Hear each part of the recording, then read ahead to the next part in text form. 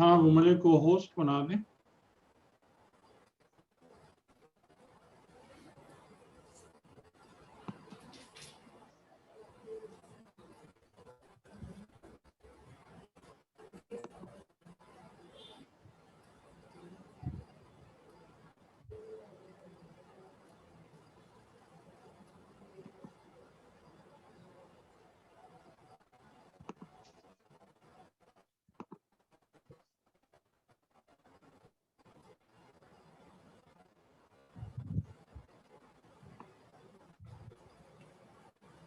اچھا، مجھے جو یاد آ رہا ہے کہ جب ہم سورہ علق پہ بات کر رہے تھے تو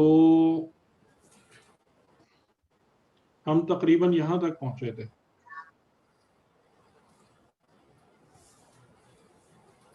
تو دیکھ لیجئے، آپ لوگ بتا دیجئے گا کہ درست ہے مجھے یاد یا نہیں.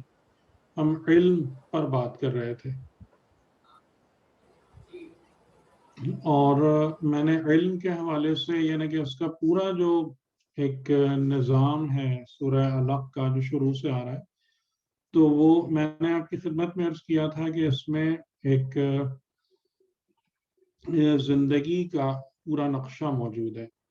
اور زندگی کا نقشہ کس طریقے سے موجود ہے کہ سب سے پہلے خدا نے ہمیں حکم دیا اقرا پڑھنے کا، اور پھر اس کے بعد پڑھنے کے لیے بنیادی لازمی شرط بتائی بِاسْمِ ربک. پھر کیا پڑھا جائے اس کے بارے میں ہمیں معلومات دیں کہ جو کتاب خلقت ہے، اور کتاب خلقت میں بھی اسپیسیفکلی انسان کے اپنی ذات نفس، یعنی خلق الانسان من علق. اور اس کے بعد ہم کو یہ بتایا کہ اگر تم اس حکم اقرا پر عمل کرو گے تو تمہاری منزل کرامت ہے، تمہاری ڈیسٹینیشن کرامت ہے. کیوں؟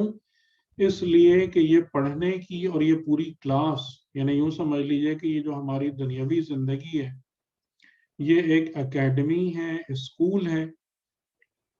اور یہ اسکول اور کلاس کس نے بنائی ہے؟ ربک الاکرم. اس رب نے بنائی ہے جو سب سے زیادہ کریم ہے. اور کریم کے حوالے سے میں نے آپ کو پوری لسٹ فہرست گنائی تھی کہ کریم میں کون کون آتا ہے. تو یہ بہت ہی ایک خصوصی محفل ہے کریم. اور کریم کا معنی بھی آپ کی خدمت میں عرض کیا تھا کہ کریم ہر وہ ہستی ہے، ہر وہ شے ہے کہ جس میں پستی اور گراوٹ نہیں پائی جاتی. اور پھر ہم یہاں پر آ گئے تھے الذی علم بالقلم علم الانسان ما لم یعلم. تو اس میں ہم گفتگو کر رہے تھے علم کے بارے میں کہ علم کس کو کہتے ہیں. تو میں نے آپ کو یہ بتایا تھا کہ ہمارے پاس جو زیادہ پرابلم ہے، یعنی کہ جو جس جگہ پر ہمیں مسئلہ درپیش ہوتا ہے وہ یہ ہوتا ہے کہ ہم ان لوگوں کو جو معلومات رکھتے ہیں، یعنی جو چیزوں کے بارے میں انفارمیشن رکھتے ہیں، اطلاعات رکھتے ہیں، ہم ان کو عالم قرار دیتے ہیں یا عالم مان لیتے ہیں. لیکن علم کی جو تعریف ہے وہ یہ ہے کہ انسان کے نفس پر، اس کے قلب پر ایک حقیقت روشن ہو جائے.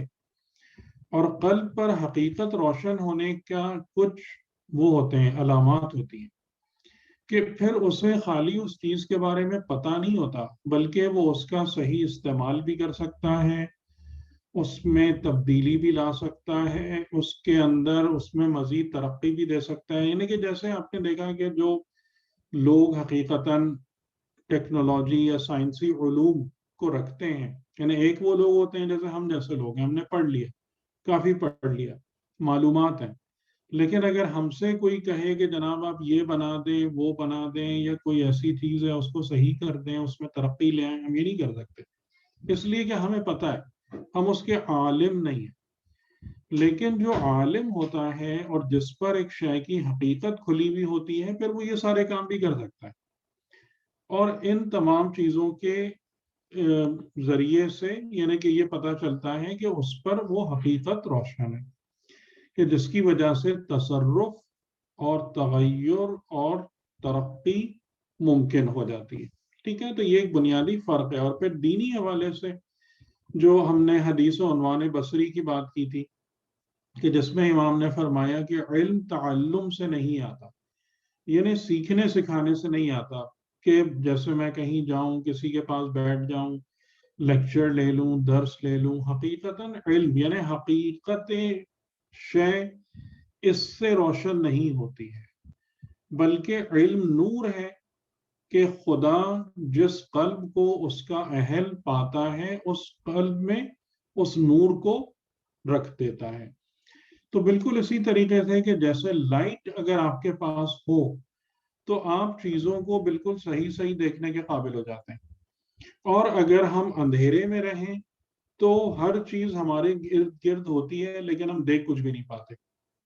تو بالکل یہی بات علم کی بھی ہے، جو امام علیہ السلام فرما رہے ہیں کہ علم نور ہے۔ تو اس سے بھی اسی ڈیفینیشن کو تقویت مل رہی ہے کہ علم یعنی قلب پر حقیقت کا روشن ہونا۔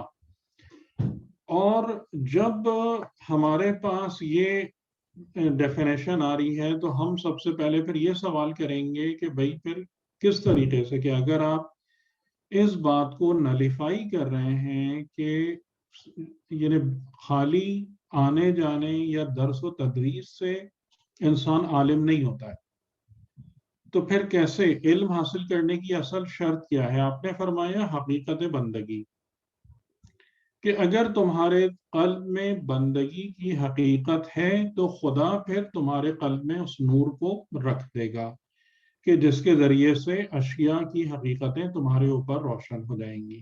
ٹھیک، اور میں نے پھر آپ کے سامنے اس چیز کو رکھا تھا کہ علماء کے جو مقامات ہیں وہ باقی تمام انسانوں سے بالاتر ہے، کہ احادیث میں بھی آپ دیکھ سکتے ہیں کہ اصول کافی میں جہاں پر سب سے زیادہ ہمارے پاس یعنی کہہ لیں کہ سب سے زیادہ اوتھینٹک احادیث آپ کو وہی ملیں گی، کہ پہلا باب کتاب العقل والجہل ہے جس میں عقل و حکمت کی فضیلت بیان کی ہے۔ پھر دوسرا جو بک ہے وہ کتاب فضیلت علم ہے جس میں علم اور علماء اور ان کی فضیلتیں بیان کی ہیں، اور پھر کتاب التوحید ہے۔ تو وہاں بھی آپ اس کو دیکھ لیں کہ علماء یا طالبان علم ان کے لیے کیا جملے استعمال کیے گئے ہیں کلام معصوم میں۔ پھر میں نے آپ کو ایک ریفرنس شاید دیا تھا امام علی علیہ السلام کے کلمات قصار میں 147، جس میں آپ جناب کمیل سے گفتگو کر رہے ہیں، اور آپ فرما رہے ہیں کہ انسان 3 قسم کے ہوتے ہیں، ایک عالم ربانی، ایک وہ طالب علم جو خیر کی راہ پر ہو، اور اس کے علاوہ جو بھی ہے وہ کوڑا کرکٹ ہے، ہمج رعا، یعنی جیسے خس و خاشاک ہے، کہ جو کوڑا ادھر سے ادھر اڑتا پھرتا ہے یا جس کی کوئی ورت نہیں ہے، ورتھ لیس۔ تو یعنی یا تو عالم ربانی ہے جو الہی حقیقتوں کا علم رکھتا ہے، یا وہ طالب علم ہے جو اس رستے پر ہے، ابھی اس علم کو حاصل کرنے کی راہ پر ہے، اور جو ان دونوں سے خالی ہے وہ ورتھ لیس ہے، یوز لیس ہے وہ انسان۔ اس کی کوئی، آپ یہ دیکھ لیجئے گا، یہ 147 کلمات قصار میں امام علی علیہ السلام کی گفتگو جناب کمیل سے۔ تو اس سے ہم کو یہ بات پتہ چلتی ہے، جیسے میں نے کہا کہ کرامت کا رستہ علم ہے۔ اگر ہم اس راہ کرامت کو پانا چاہتے ہیں، منزل راہ تو نہیں، منزل کرامت کو حاصل کرنا چاہتے ہیں، اپنے اندر وہ صفت پیدا کرنا چاہتے ہیں کہ ہم ہماری ذات ہر پستی سے بالا تر ہو جائے، تو راہ علم ہے۔ لیکن علم کے بارے میں اس غلط فہمی کا شکار نہیں ہونا چاہیے کہ علم کا مطلب ہے بہت ساری معلومات، علم کا مطلب ہے بہت کچھ جاننا۔ نہیں، اگر ہم دینی علم کی بات کرتے ہیں تو دینی علم کا مطلب یہ ہے کہ الہی اور خدائی حقیقتیں انسان کے قلب پر روشن ہوں، انسان کے اوپر آیات الہیہ کھل جائیں، روشن ہو جائیں۔ ٹھیک. اور پھر وہ لوگ ہیں کہ جن کو کہیں اوتل علم کہا گیا ہے. یہ 2 آیتیں میں نے رکھی تھیں بہت ساری آیتوں میں سے بطور سیمپل، کہ سورہ آل عمران میں کہ شہد اللہ انہ لا الہ الا ہوا والملائکۃ وَأُولُو الْعِلْمِ قَائِمًا بِالْقِسْطِ.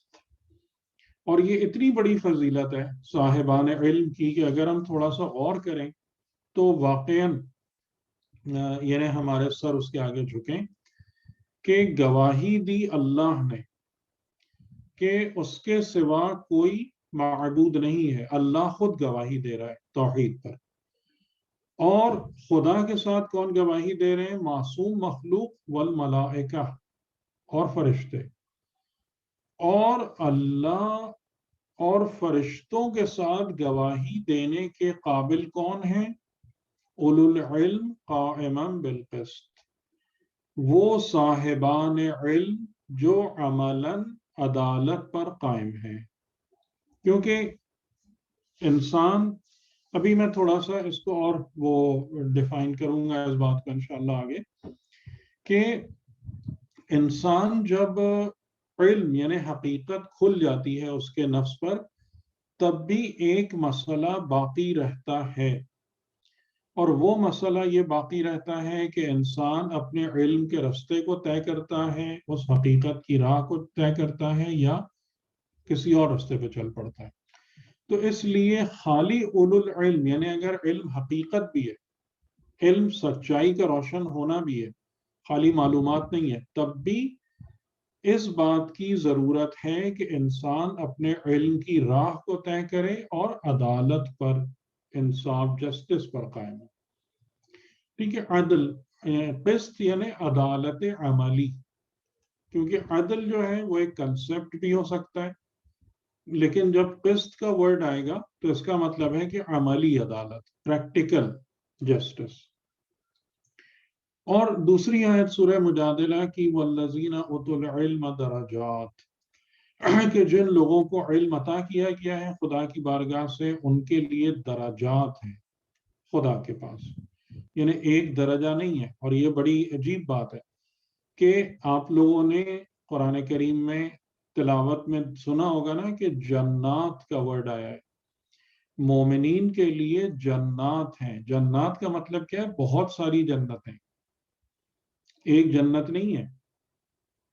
اور یہ بڑا ہی عجیب کنسپٹ ہے. یہ جنات، روضات الجنات، کہ ایک جنت نہیں ہے. اور وہ اس کی وجہ کیا ہے کہ یعنی اگر براڈ یعنی اس میں کیٹیگری میں دیکھیں تو 2 بنیادی نوعیت کی جنتیں ہمارے لیے پیدا ہو رہی ہیں انشاءاللہ، اگر ہم اس ایمان کے اور اس رستے پر ہیں. پہلی جو نوعیت ہے وہ ہمارے ایمان سے پیدا ہو رہی ہے، ہمارے ایمان اور معرفت سے پیدا ہو رہی ہے. ٹھیک ہے. دوسری نوعیت کی جو جنت ہے وہ ہمارے عمل صالح سے پیدا ہو رہی ہے.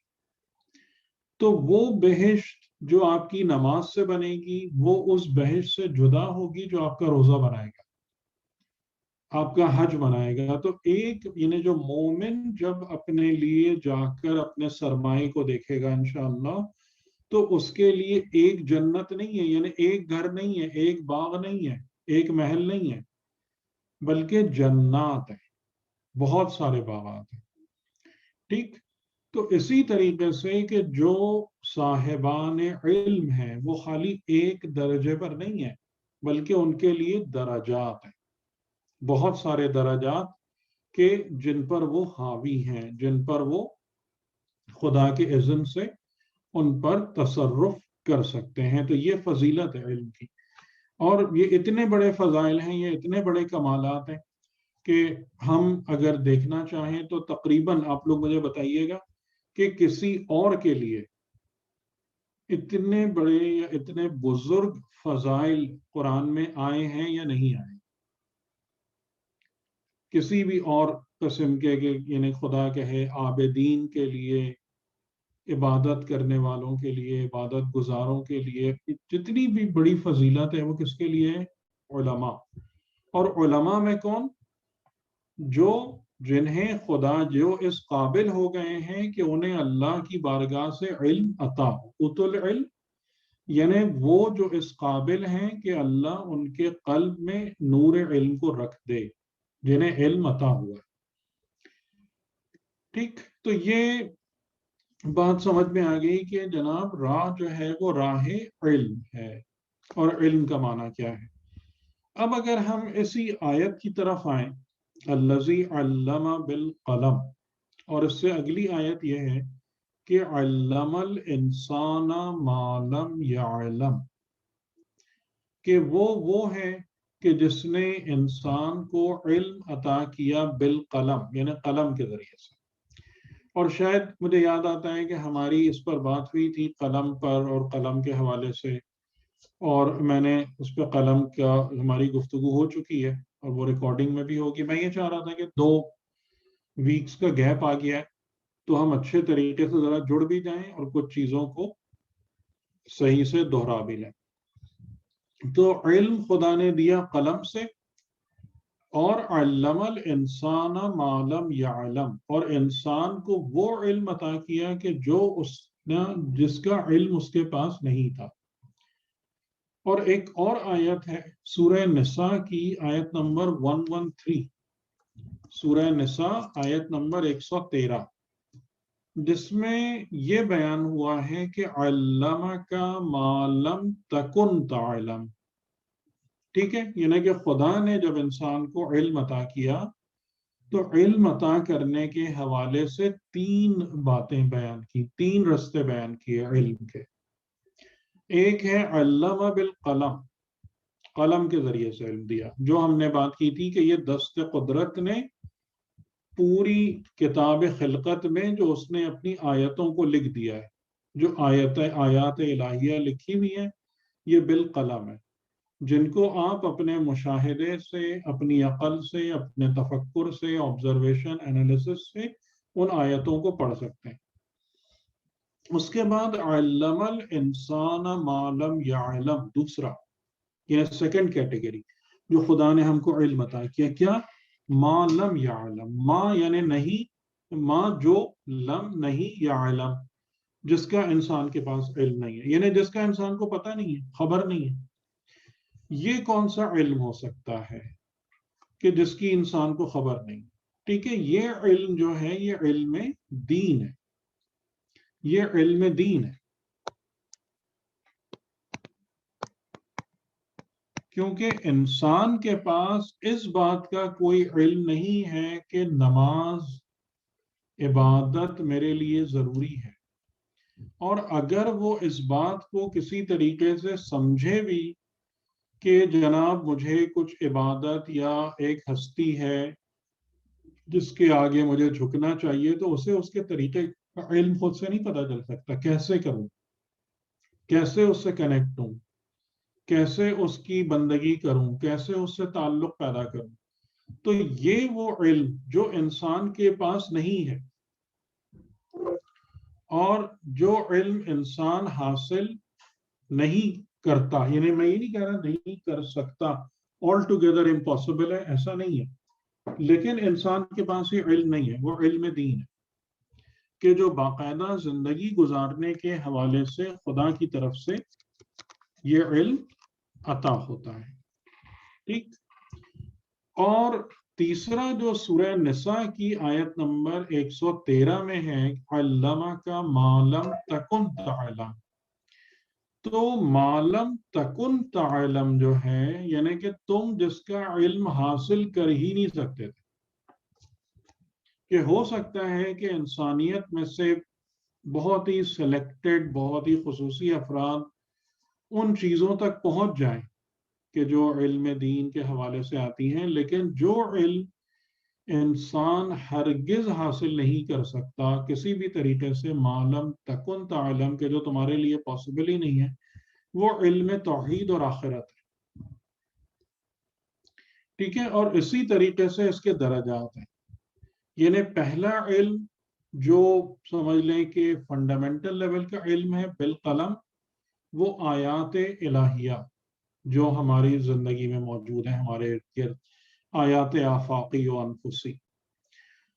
اور اس کے بعد اس سے اوپر والے درجے کا علم کہ جو ہمیں ایک انسانی زندگی گزارنے کا طریقہ سکھاتا ہے، جو علم ہمیں حیوان کے لیول سے اٹھا کر انسان بناتا ہے، اور ایک انسان انفرادی اور اجتماعی طریقے سے کیسے زندہ رہے اس کا پورا دستور اور طریقہ ہم کو تعلیم دیتا ہے، وہ علم دین ہے، ما لم یعلم۔ اور اس سے بھی آگے بڑھ کے کہ جو معارف زندگی اور حیات و کائنات ہے، یعنی توحید اور آخرت، جو الٹیمیٹ علم اور نالج ہے، وہ جو جہاں تک انسان کبھی بھی نہیں پہنچ سکتا تھا، وہ علم بھی خدا نے ہم کو عطا کر دیا۔ ٹھیک، تو جو علم ہے، جو اللہ نے علمہ یعنی اس نے علم عطا کیا، اور علمہ کی ترکیب جیسے میں نے آپ کو کہا تھا کہ علمہ کا مطلب یہ ہے کہ بہت اچھے طریقے سے سکھایا، بہت اچھے طریقے سے تعلیم دی۔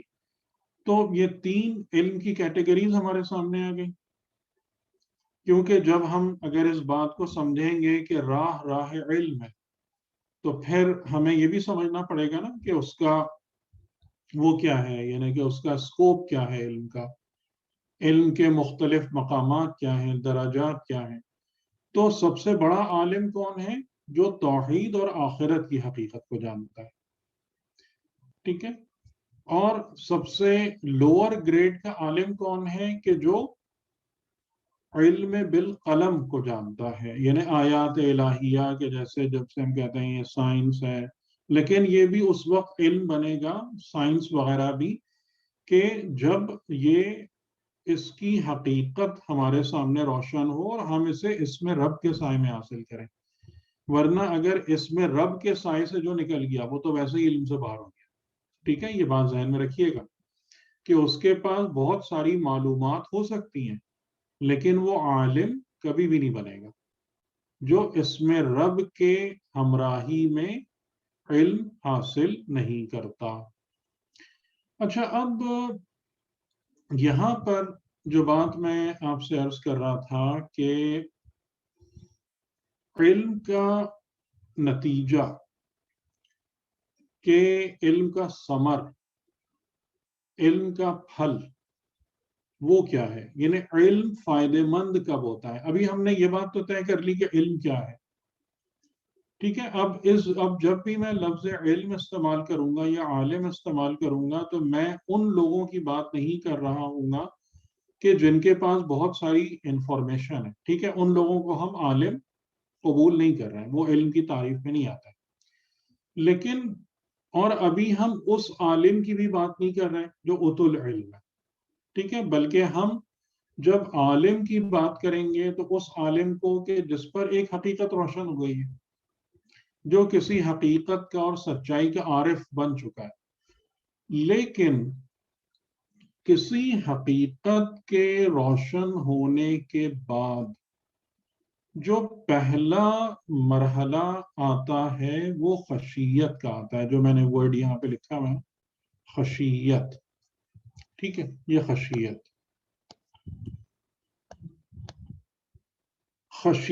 کا معنی کیا ہے، خشوع کا معنی کیا ہے؟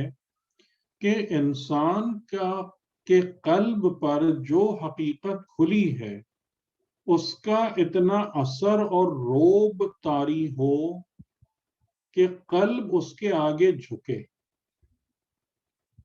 یعنی اس کی دیکھیں، میں آپ کو مثال دیتا ہوں یہ خشیت والی، انشاءاللہ یہ آپ کو کلیئر ہوگا کہ آپ اگر کسی بھی محفل اور مجلس میں بیٹھے ہوئے اور وہاں کوئی ایسی ہستی ہے جو بہت مقدس ہے، یا جسے آپ بہت مقدس سمجھتے ہیں، جس کی بزرگی کے آپ قائل ہیں، آپ کو پتہ نہیں ہے، آپ کئی دفعہ ان کے آمنے سامنے سے گزر جاتے ہیں کیجولی، کچھ بھی نہیں ہوتا، لیکن اگر کوئی آپ کا تعارف کرائے کہ جناب آپ ان کو پہچانتے ہیں، یہ وہ صاحب ہے، تو جیسے ہی آپ کے سامنے یا آپ کے ساتھ وہ تعارف ہوگا، آپ کے دل پر ایک فوری طور پر اثر آئے گا۔ اور اگر واقعاً انسان کہ یعنی وہ ہستی انسان کے لیے واقعاً بہت زیادہ قابل احترام ہے، تو انسان بعض اوقات جسم پہ کپ کپی سی بھی آ جاتی ہے کہ اچھا یہ شخصیت ہمارے درمیان موجود ہیں اور میں بالکل غافل تھا ان کی طرف سے، میں توجہ ہی نہیں کر رہا تھا، میں ایسے ہی ادھر ادھر گھوم رہا تھا. یہ خشیت ہے. یعنی وہ جیسے ہی وہ معرفت یا وہ ایک حقیقت آپ کے اوپر کھلتی ہے تو اس کا لازمی نتیجہ یہ ہوتا ہے کہ قلب پر ایک روب، ایک ہیبت کا اثر قائم ہو جاتا ہے. ٹھیک ہے، یہ خشیت ہے. اور اسی طریقے سے سورہ مومنون کی بھی پہلی آیتیں جو ہیں ابتدائی، اس میں بھی یہ خدا نے یہ نہیں کہا کہ نماز پڑھنے والوں کے لیے فلاح ہے. یہ کہیں بھی نہیں کہا ہے قرآن نے کہ نماز پڑھنے والے نجات یافتہ ہیں یا فلاح یافتہ ہیں، بلکہ کیا ہے، قد بسم اللہ الرحمن الرحیم قد افلح المؤمنون الذین هم فی صلاتهم خاشعون. ان مومنین نے فلاح پائی. یعنی پہلے تو ایمان شرط ہے جو خدا کی بارگاہ میں قابل قبول ہے. ایمان، ان مومنین نے فلاح پائی جو یعنی جو مومن ہیں اور اپنی صلات میں خاشع ہیں. تو خاشع کا جو ورڈ ہے خشوع، وہ بھی اس سے خشیت سے قریب ہے. یعنی کہ جو مومنین کے نماز میں جن کے دل خدا کی بارگاہ میں جھکتے ہیں، جن کے قلوب پر عظمت الہی کا اثر طاری اور قائم ہوتا ہے نماز میں، وہ مومنین فلاح یافتہ ہیں، وہ نجات پاتے ہیں. ٹھیک. تو علم کا جو پہلا نتیجہ برآمد ہوتا ہے اور ہونا چاہیے وہ یہ ہے کہ قلب جھکے، خشوع، خشیت پیدا ہو. اور خشیت کا جو اگلا نتیجہ آتا ہے وہ ہوتا ہے عبدیت اور بندگی، کہ یہ خشیت پہ رفتہ رفتہ بندگی کی کوالٹی میں کنورٹ ہوتی چلی جاتی ہے. ٹھیک ہے. لیکن اب یہاں پر جو سب سے بڑا مسئلہ ہے اور ظاہراً بہت حیران کن ہے، وہ یہ ہے کہ لوگ اپنے علم کے اپوزٹ ڈائریکشن میں بھی حرکت کرتے ہیں، اور ایسے علماء کی تعداد بہت ہے آج کل کے دور میں خاص طور سے، بلکہ تقریباً ہر دور میں.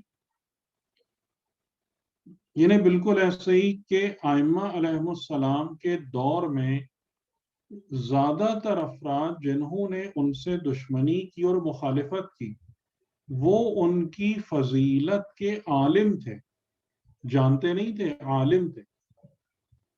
یعنی ان کی فضیلت کی حقیقت ان کے قلب پہ روشن تھی، لیکن اس علم نے ان کے اندر خشیت پیدا نہیں کی بلکہ حسد اور عداوت پیدا کر دی. ایسا کیوں ہوتا ہے؟ یعنی ایسا کس وجہ سے ہوتا ہے؟ تو یہاں پر ہمارے لیے جو دوسری جذبات کی بہت زیادہ اہمیت آتی ہے وہ ہے تزکیہ نفس، طہارت نفس. اور اسی بنا پر آپ کسی بھی بزرگ عالم کے بات سن لیں، بزرگ عالم کا کلام دیکھیں، وہ ہمیشہ آپ کو ایک ہی بات کہتا ہوا نظر آئے گا کہ بغیر تزکیہ نفس کے آپ کا دین آپ کو کوئی نتیجہ نہیں دے گا. اگر آپ اپنے تزکیے اور طہارت پر محنت نہیں کریں گے تو جتنا دل چاہے پڑھ لیں، جتنا دل چاہے عبادت کر لیں، جتنا دل چاہے مجلس ماتم نظر نیاز کر لیں، لیکن اس کا کوئی پراپر نتیجہ آپ کے ہاتھ میں نہیں آئے بغیر تزکیہ نفس. اور اس کی ایک تو میں نے آپ کو بتا ہی دیا کہ آپ علم کی حد تک بندہ پہنچ جاتا ہے، لیکن حقیقت روشن ہونے کے بعد اس میں حسد اور بغض اور عداوت پیدا ہو جاتی ہے، نہ کہ خشیت و بندگی. تو علم اگر خشیت اور بندگی میں کنورٹ ہونا ہے تو اس کے لیے لازمی ہے کہ نفس تزکیہ شدہ ہو، نفس میں طہارت ہو. تزکیہ نفس کے حوالے سے بھی ایک دو باتیں انشاءاللہ آگے جا کے اگر موقع ملا تو تھوڑی تفصیل سے بیان کریں گے، لیکن ایک دو باتیں آپ کی خدمت میں عرض کر دیں کہ تزکیے کا جو معنی ہم سمجھتے ہیں شاید زیادہ تر وہ سمجھتے ہیں کہ پاک کرنا، لیکن پاک کرنا جو ہے نا نفس کو، وہ ایک اسٹیج ہے، یہ مکمل تزکیہ نہیں ہے. اس کی مثال جو بہت اچھی دی گئی ہے ہمارے علماء کی طرف سے، وہ یہ دی گئی ہے کہ آپ اگر باغبانی کرتے ہیں، آپ اگر کوئی پھلدار، جیسے آپ کو آم کا درخت، آم کا بیج آپ زمین میں بوتے ہیں، تو بیج تو خالی بونے سے آپ کا مسئلہ حل نہیں ہوتا نا، آپ کو تو پھل چاہیے، آم چاہیے الٹیمیٹلی. تو بیج سے لے کر آم حاصل کرنے تک جتنے بھی اسٹیجز ہیں وہ مل کر بنتی ہیں تزکیہ. تو تزکیے کی تعریف کیا ہے کہ بیج ڈال کر اتنی محنت کرنا، اتنی توجہ رکھنا کہ یعنی آپ بیج کہاں ڈال رہے ہیں؟ آپ ایمان کا بیج ڈال رہے ہیں اپنے قلب میں، اپنے نفس میں.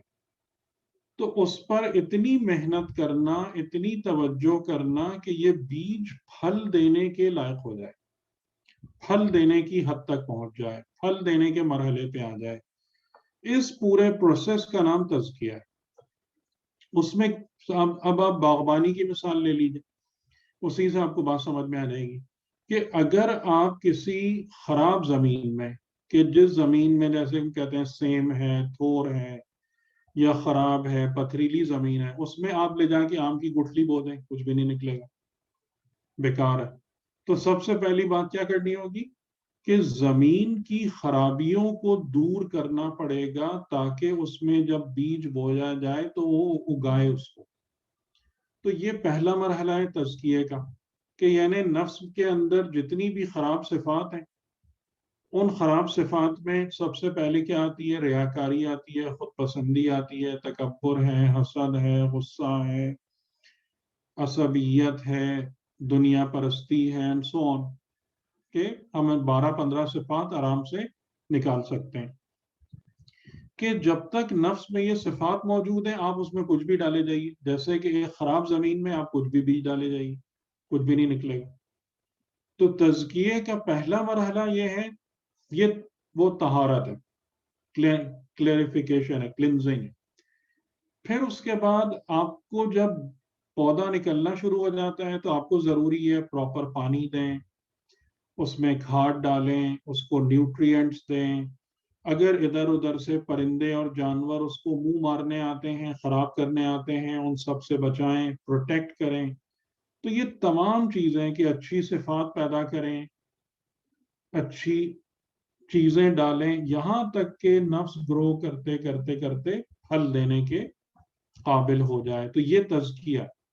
ٹھیک ہے. تو جو انسان اس طہارت اور تزکیے والے مرحلے سے غافل ہے، اور پہلے مرحلے پر کہ اپنے نفس میں سے پلید صفات کو نکالنے کی طرف توجہ نہیں ہے، یہ بالکل ایسا ہی ہے کہ ایک یعنی کہ جیسے ہم ایک نجس برتن میں کھانا پکائیں، جو اس کی ساری مثال ہے، یا ایک خراب زمین کے اندر بیج ڈال کے اور پھلدار درخت کے نکلنے کی امید رکھیں. تو اگر آپ ایک نجس برتن میں کھانا پکائیں گے تو ظاہر ہے جو کھانا نکلے گا وہ نجس ہوگا. اگر ہم ایک خراب زمین میں بیج ڈالیں گے، کبھی بھی اس میں سے جھاڑ جھنکاڑ کے علاوہ کچھ بھی نہیں نکلے گا. ٹھیک.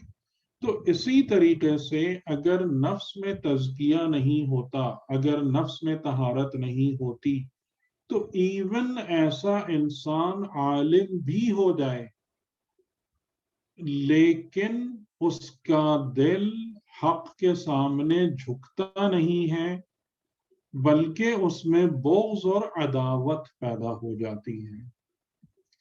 اور وہ حق کے مقابلے میں پھر یعنی بجائے اس کے کہ حق کو پہچان کر حق کی معرفت حاصل کر کے اس کے سامنے اس کا حق دو، اس کی مخالفت میں لگ جاتا ہے. ٹھیک ہے. تو یہ بہت اہم اور امپورٹنٹ پوائنٹ ہے. اور یہاں پر ہی ہمارے سامنے جو آیت آگے بڑھتی ہے، اور میں اس آیت کو نہیں دہرا رہا، سورہ عنکبوت کی، کہ جس میں ہم نے، میرا خیال ہے آپ مجھے بتائیے گا کہ بات کی تھی یا نہیں کی تھی، کہ جس میں مکڑی کے جالے بننے کی بات ہوئی تھی. وہاں پر اس سے ریلیٹڈ ایک آیت ہے کہ وَمَا يَعْقِلُهَا إِلَّا الْعَالِمُونَ، کہ ہم نے ہر قسم کی مثالیں لوگوں کے سامنے پیش کر دی ہیں، لیکن علم سے عقل تک، لیکن ان مثالوں کو خالی علماء ہی استعمال کر کے عاقل بنتے ہیں. شاید میں یہ آیت ذکر کر چکا ہوں. تو خالی عالم بننے سے انسان کا مسئلہ حل نہیں ہوتا جب تک کہ وہ عاقل نہ ہو جائے.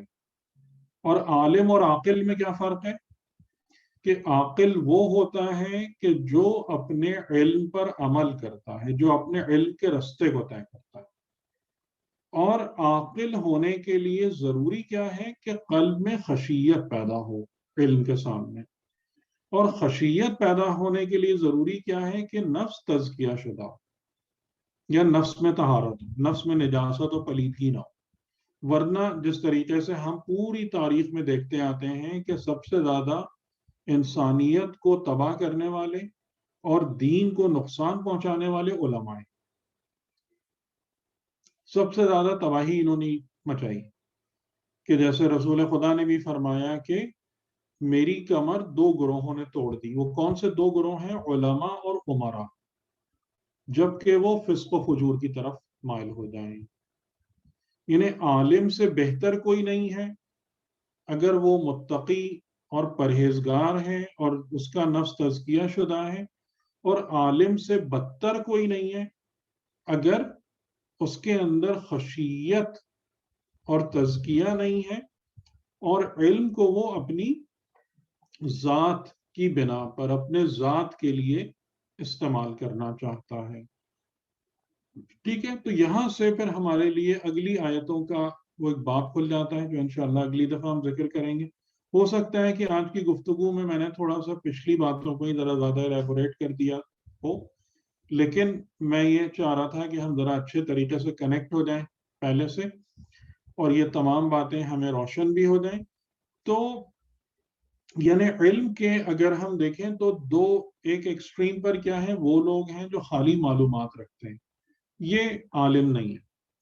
دوسرے اینڈ پر یعنی یوں اگر ہم کر لیں کہ بالکل اوپر کون لوگ ہیں، جو اولو العلم قائما بالقسط ہیں یا اتو العلم ہیں. یہ وہ ہیں کہ جنہیں خدا کی بارگاہ سے نور علم عطا ہو گیا ہے. ان کے درمیان پھر بہت سارے لوگ آتے ہیں، بیچ میں وہ بھی ہیں جو عالم بن جاتے ہیں، یعنی حقیقت ان کے قلب پہ روشن ہو جاتی ہے، لیکن یہاں پہنچنے کے بعد بھی مسئلہ حل نہیں ہوتا. کیونکہ علم اگر خشیت پیدا نہ کرے، علم کے نتیجے میں خشوع نہ آئے بارگاہ حق کے سامنے، بندگی کی صفت پیدا نہ ہو، تو یہ علم بھی تباہی کا رستہ بن جاتا ہے. اور اس کے حوالے سے میں نے عرض کیا، تو علم کے بعد جو اگلا مرحلہ آ جاتا ہے وہ عقل کا آتا ہے. اور عقل ہے اور حکمت ہے، اور پھر جس کو حکمت کو اللہ نے کہا کہ جس کو حکمت دے دی گئی اسے خیر کثیر ملا. تو اگلی دفعہ پھر ہم انشاءاللہ آیت نمبر 6 اور 7 پہ بات کریں گے، جو کہ ہمیں یہ بتاتی ہیں کہ رکاوٹ کیا ہے. کہ ہم نے یہ دیکھ لیا راہ کیا ہے، طریقہ کیا ہے، شرط کیا ہے، ڈیسٹینی انجام نتیجہ منزل کیا ہے، اور اب آخر میں ہمیں یہ بات بتائی جا رہی ہے کہ اس رستے کو طے کرنے میں رکاوٹ کیا ہے، اور انسان اس راہ کو طے کیوں نہیں کر پاتا اور کرامت تک کیوں نہیں پہنچ پاتا. ٹھیک ہے، اللہم صلی علی محمد و آل محمد.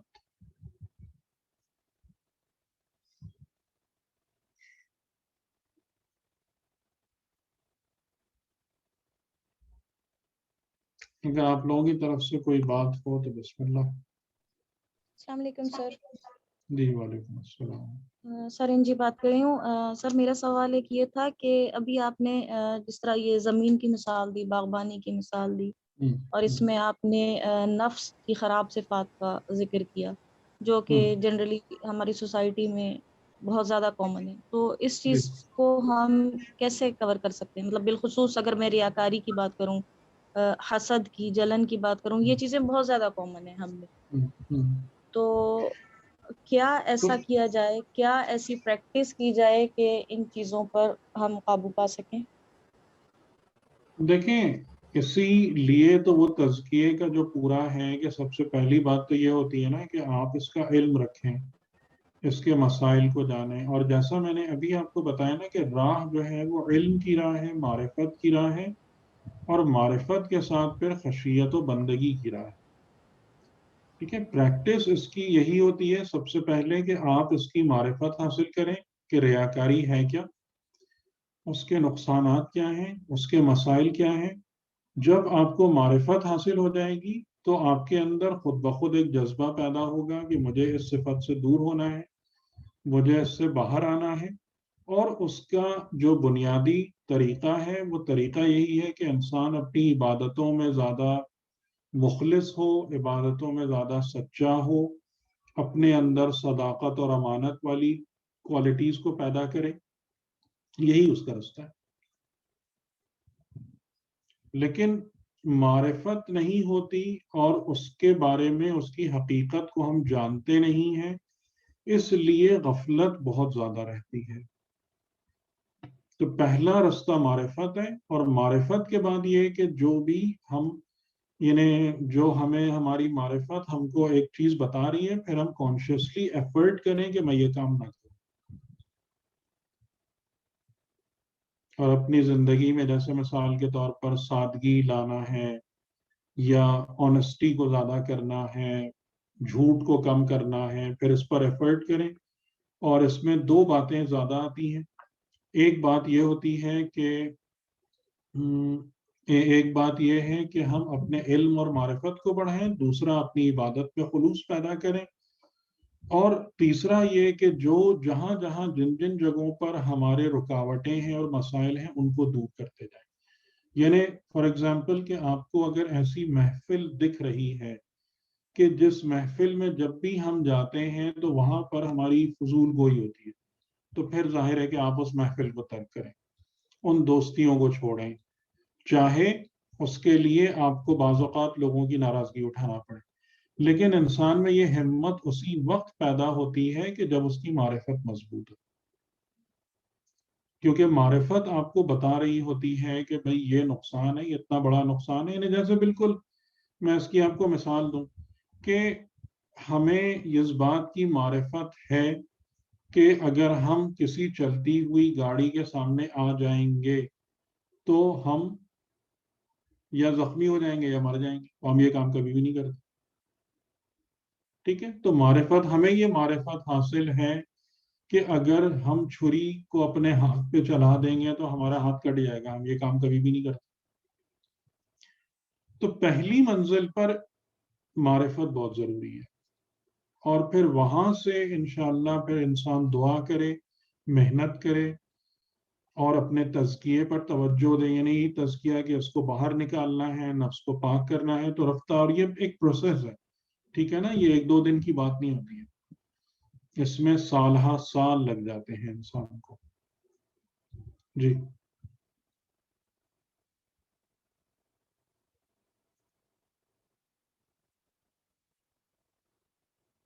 اچھا سر، ایک سوال یہ ذہن میں آ رہا ہے، جیسے علم جیسے خدا نے دیا تو سب سے پہلے جب حضرت آدم کا ذکر ہوتا ہے تو علم کے حوالے سے جو قرآن میں جو جو سمجھ میں آتا ہے، جو بات کی گئی ہے وہ اسماء کے بارے میں ہے. تو یہ اسم کا علم کیا ہے؟ یہ اسم یعنی ایک حقیقت. اچھا، کہ زندگی جو ہے یہ زندگی خدائی حقائق پر مبنی ہے، اور ہر حقیقت ایک اسم ہے. تو انسان کو خدا نے یہ صلاحیت دی ہے کہ وہ کائناتی حقیقتوں کا علم حاصل کر سکتا ہے. یعنی کائنات کی حقیقتیں اس پر روشن ہو جائیں. اور جیسا میں نے آپ سے کہا کہ حقیقت جو ہے نا، حقیقت اگر روشن ہوتی ہے تو آپ کو قابل تصرف بنا دیتی ہے. آپ اس کو باقاعدہ اس کو یوز کرتے ہیں، مینیپولیٹ کرتے ہیں، تبدیلی لاتے ہیں، خالی یوزر نہیں ہوتے.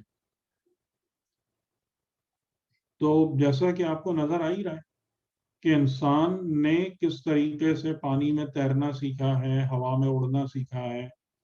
یہ وہی علم اسماء ہے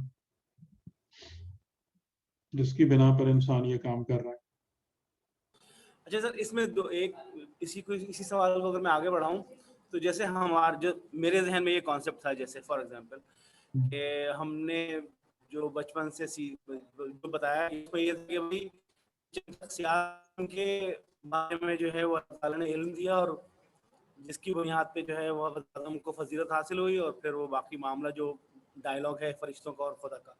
اچھا پھر دوسرا تھوڑا جو سا اس کا بولیے گا اللہ نے کیا کیا؟ آدم کو علم دیا.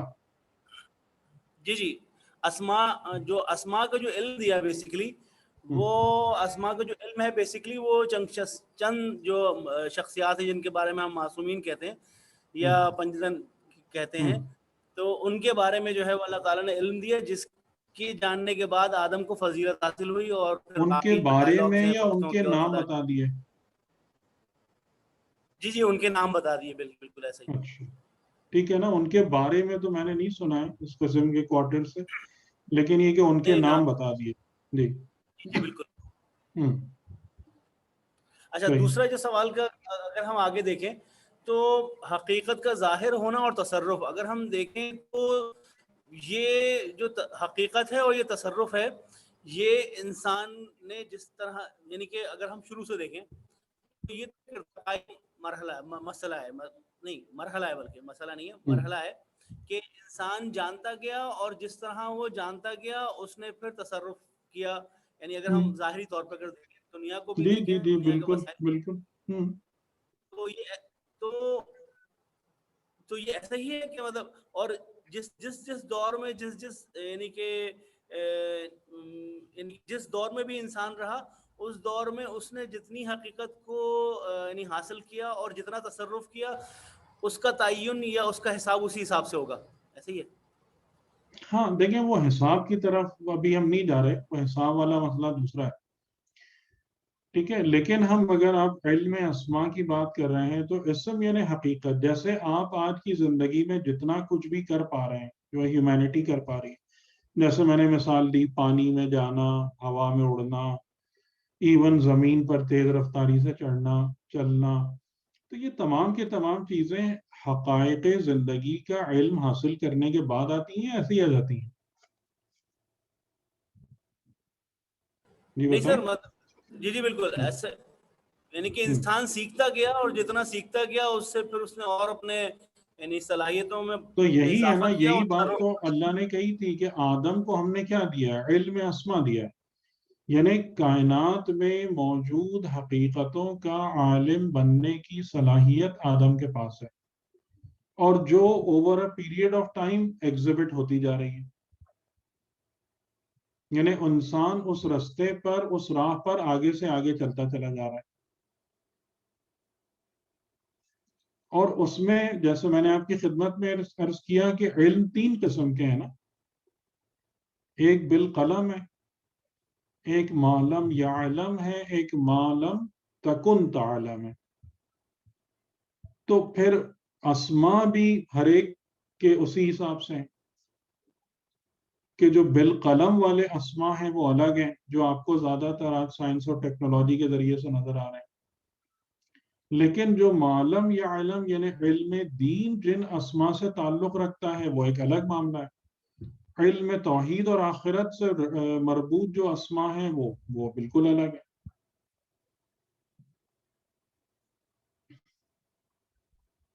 الگ ہوگا جی ان میں جیسے 3 درجے ہیں نا. ایک تو وہ ہے جن کے پاس علم ردودی ہے، اتل علم ہے، ان کا تصرف جو ہے وہ الگ ہے. جی ان کا تصرف تمام پر نشانیوں پر ہوگا. پھر جو بالقلم والے ہیں ان کا تصرف جیسے جیسے بڑھتا جائے گا ویسے ویسے آئے گا. تو یہ جو دین اور کیا ہے، ان کا بھی تصرف اس طرح سے ہوگا. ہاں، جیسے وہی میں نے کہا نا کہ تصرف اسما، علم اسما کی بنا پر ہے نا. جی. اور اسم جو ہے وہ حقیقت ہے.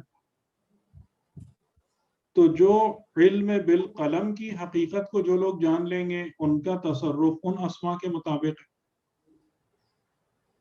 جو علم معلم یا علم پر حاوی ہو جائیں گے،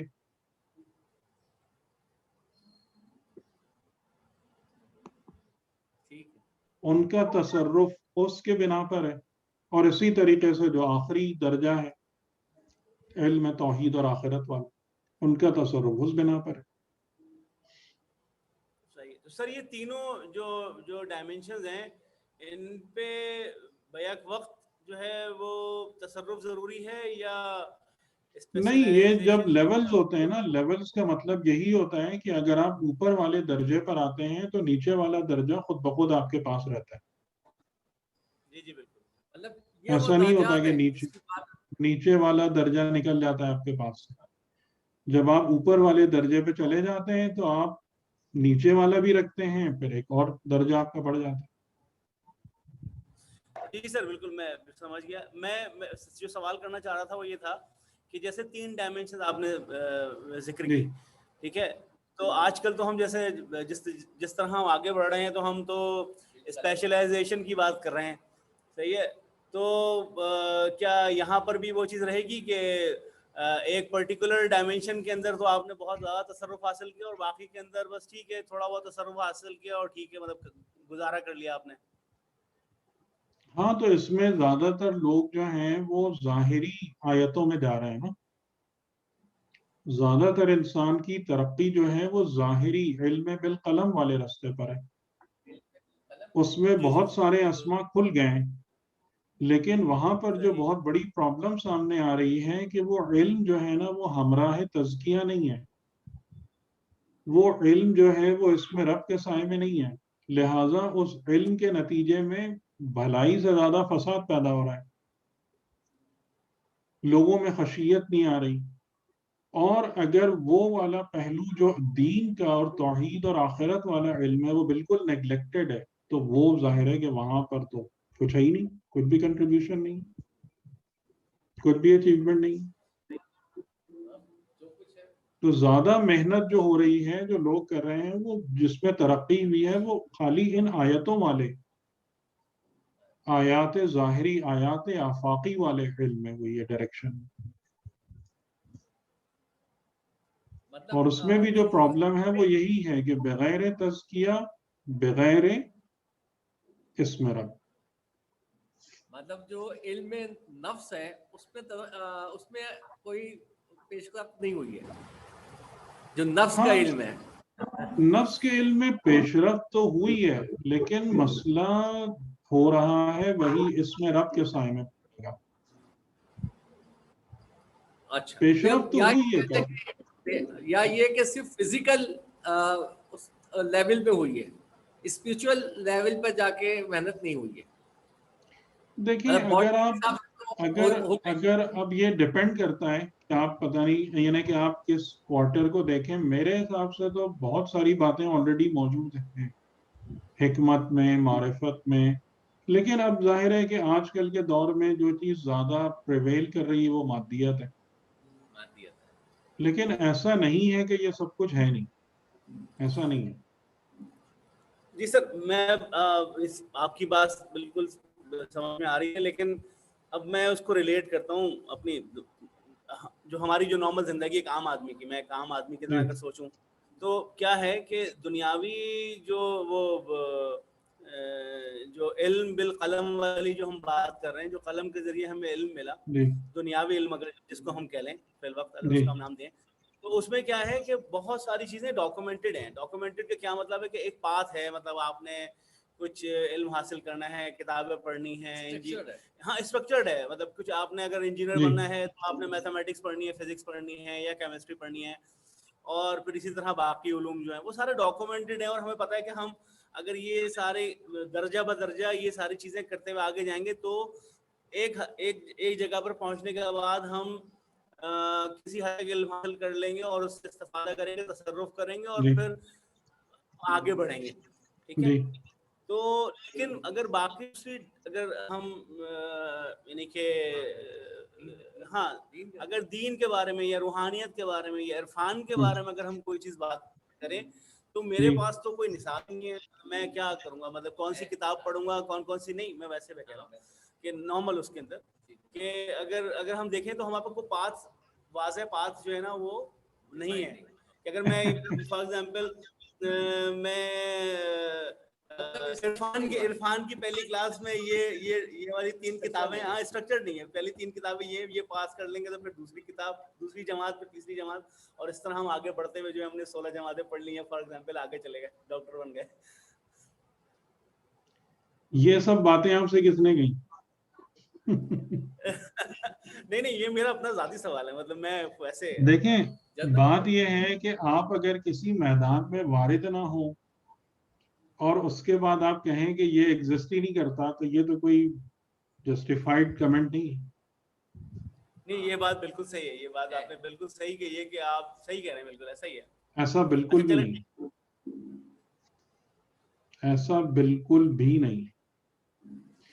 بس بدقسمتی اور بدنصیبی یہ ہے کہ دین اور مذہب کے رستے سے جو ہمیں پہنچایا جا رہا ہے نا، اس نے ہم کو یہ امپریشن دے دیا ہے یا ہم کو اس میں مبتلا کر دیا ہے کہ یہ تمام کی تمام چیزیں گویا دین کا حصہ ہی نہیں. ایسا بالکل بھی نہیں. ہر چیز اسٹرکچرڈ ہے، ہر چیز پورے طریقے سے ڈیفائنڈ ہے، کتابیں ہیں، معاملات ہیں، سب کچھ ہے. لیکن کون پڑھائے، کس کو پڑھائے؟ مسئلہ مصیبت یہ ہے. میں اگر آپ لوگوں سے اس طریقے سے بات کرنا شروع کر دوں، آپ خود ہی کلاس چھوڑ کے چلے جائیں گے. نہیں سر، سوال تو اٹھ رہے ہیں، سوال تو آ رہے ہیں نا. دیکھیں ایسا نہیں، ایسا بالکل، میں آپ سے کہہ رہا ہوں ایسا بالکل بھی نہیں ہے، ایسا بالکل بھی نہیں ہے.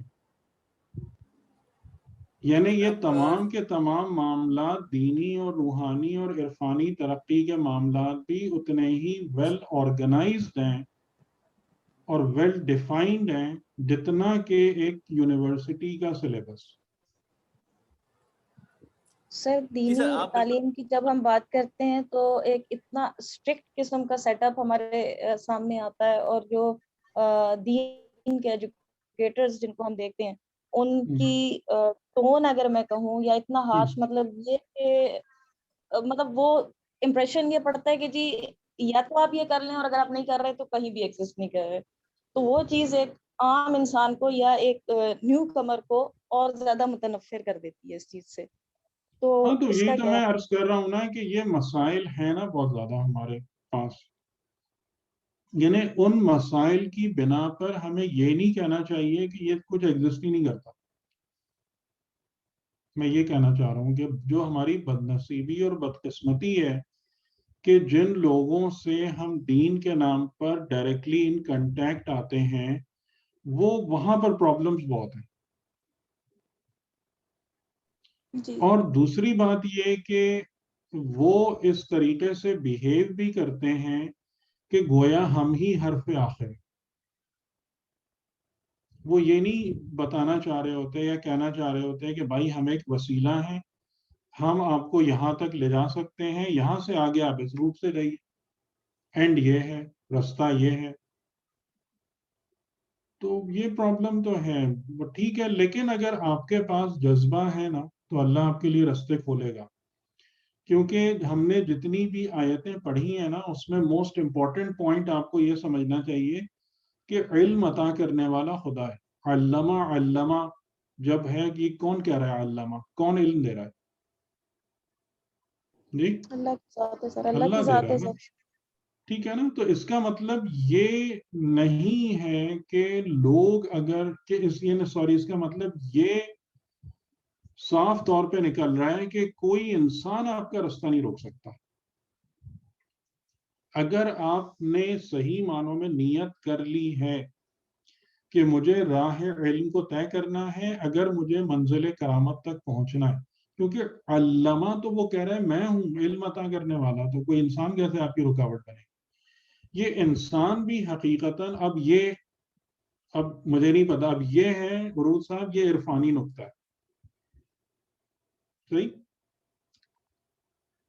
اب یہ میں عرفانی نقطہ آپ کی خدمت میں عرض کر رہا ہوں کہ اگر لوگ آپ کے رستے میں رکاوٹ بنتے ہیں، یہ اس بات کا ثبوت ہے کہ ابھی میرا نفس خدا کی بارگاہ میں مقبول نہیں ہے. ایکسپٹ کرتے ہیں اس بات کو؟ جی سر بالکل بالکل صحیح کہا یہ بات تو خطرناک ہے لیکن صحیح ہے، بات تو ٹھیک ہے نا. خطرناک ہے. اسی لیے اگر وہ عرفان کی وہ عرفانی معارف کی بات، کیونکہ ہم تو ہمارے عرفان کیا ہے، بس خالی قصے سنانا اور رفع گے. یعنی جو علم ہے اس کے حوالے سے تو بہت کم بات ہوتی ہے نا. یہ نقطہ عرفانی ہے کہ پورا نظام خدا کے ہاتھ میں، وہ ہوا مدبر الامور، کوئی اور نہیں ہے امور کی تدبیر کرنے والا. تو اگر رکاوٹ ہے تو یہ رکاوٹ کس کی وجہ سے؟ میرے نفس کی وجہ سے. اور جو نفس بارگاہ خداوندی میں قبول ہو جاتا ہے تو اس کے لیے تمام مسائل ادھر سے حل ہو جاتے ہیں. کیونکہ علامہ تو وہ ہے، علم عطا کرنے والا تو وہ ہے، کوئی انسان تھوڑی ہے. انسان تو خالی وسیلہ بنتا ہے. ٹھیک.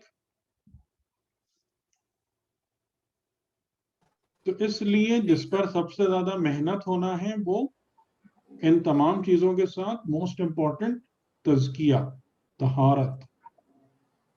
اور اس کے لیے یعنی کہ جو ہم نے جس پر جو تزکیے پر کافی زیادہ بات چیت کی ہے وہ امام خمینی کی کتاب چہل حدیث. آپ میں سے کسی نے پڑھی؟ جی سر. چہل حدیث میں اگر آپ دیکھیں گے نا تو اس کی ترتیب اسی طریقے سے ہی ہے کہ شروع کی 10 حدیثوں میں انہوں نے باقاعدہ ان نفس کی بیماریوں کو ایکسپلین کیا ہے کہ جنہیں نفس میں سے نکالنا لازمی اور ضروری ہے. تو وہاں سے ہی آپ کے لیے بہت اچھی بگننگ. اگر آپ شروع کی 10 حدیثیں بھی پڑھ لیں نا تو آپ کو تزکیہ نفس کے حوالے سے بہت اچھا آئیڈیا ہو جائے گا. چہل حدیث امام خمینی کی کتاب. جی شرح چہل حدیث، شرح اربعین حدیث. یہ آپ کو مل جائے گی، انٹرنیٹ پہ مل جائے گی، پی ڈی ایف فارمیٹ میں مل جائے گی. ویسے انٹرنیٹ پہ مل جائے گی، ویسے آپ خرید بھی سکتے ہیں، اردو میں بھی ترجمہ ہو چکا ہے اس. جی بالکل، ہم نے اردو میں پڑھی.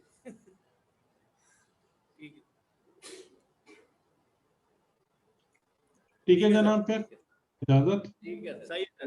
جی سر چہل حدیث دوبارہ پڑھتے ہیں. بہت پہلے پڑھی تھی اب، لیکن اب یہ کہ مختلف نظر سے پڑھنے کی کوشش کرتے ہیں. جی انشاءاللہ. صحیح. خدا حافظ. خدا حافظ. بہت شکریہ سر.